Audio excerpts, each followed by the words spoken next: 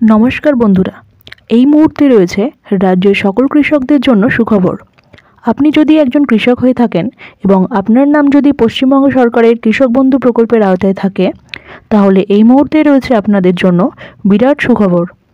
নতুন বছরের অর্থাৎ 2025 সালের কৃষক বন্ধু প্রকল্পের প্রথম কিস্তির টাকা অর্থাৎ খরিফ মরশুমের টাকা কবে থেকে দেওয়া হবে তা নিয়ে একটা সম্ভাব্য তারিখ জানা গেছে।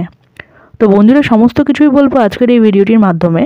তো ভিডিওটি একটু স্কিপ না করে শেষ পর্যন্ত সঙ্গে থাকুন এবং ভিডিওটি শুরু করার আগে সকলের কাছে রিকোয়েস্ট, ভিডিওটি ভালো লাগলে অবশ্যই লাইক করবেন এবং গুরুত্বপূর্ণ বলে মনে হলে অবশ্যই শেয়ার করবেন এবং নিত্য নতুন আপডেট পাওয়ার জন্য চ্যানেলটিকে সাবস্ক্রাইব করে পাশে থাকবেন।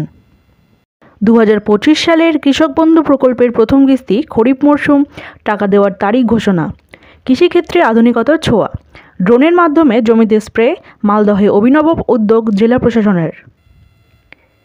কৃষকরা আমাদের মাটির মানুষ, তাদের পরিশ্রমের ফলেই আমাদের খাওয়ার অন্ন, কিন্তু তাদের জীবনও যে কতটা অনিশ্চিত তা কেউ জানে না। কখনো বৃষ্টি কম, কখনো দাম পড়ে যায়, কখনো বা খরা, এত কিছু মোকাবিলা করেই তারা আমাদের জীবনের সুরক্ষা এনে দেয়। কৃষকদের পাশে দাঁড়াতে মুখ্যমন্ত্রী মমতা বন্দ্যোপাধ্যায় চালু করেছেন কৃষক বন্ধু প্রকল্প।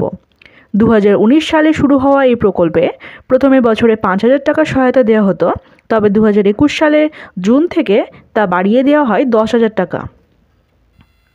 বর্তমান নিয়ম অনুযায়ী যাদের জমি একর বা তার বেশি তারা পাবেন 10,000 টাকা, আর যারা 1 একরের কম জমির মালিক তারা পাবেন সর্বোচ্চ 4,000 টাকা।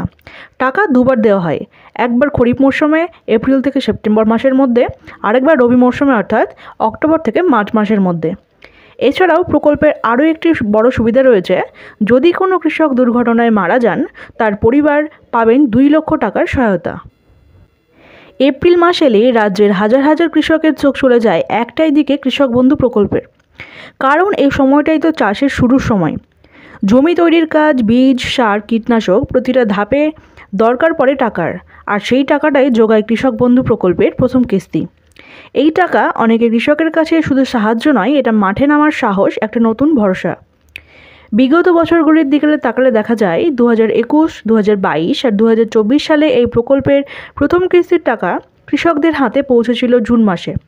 তবে 2023 সালে ব্যতিক্রম ঘটেছিল। সেবার পঞ্চায়েত ভোট থাকার কারণে টাকা দেওয়া হয়েছিল অনেক আগে, অর্থাৎ 26শে এপ্রিলে।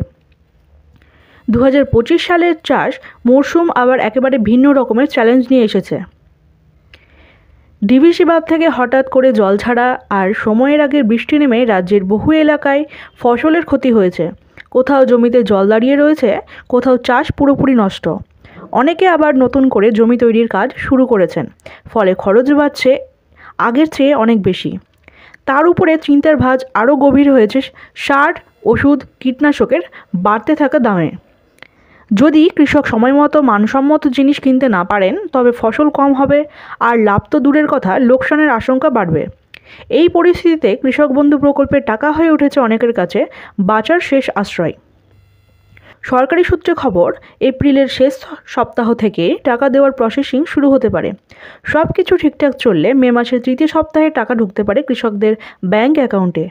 যদিও নির্দিষ্ট কোনো দিন এখনও ঘোষণা হয়নি, তবে সম্ভাবনা রয়েছে 14ই মের পর টাকা পাঠানো শুরু হবে।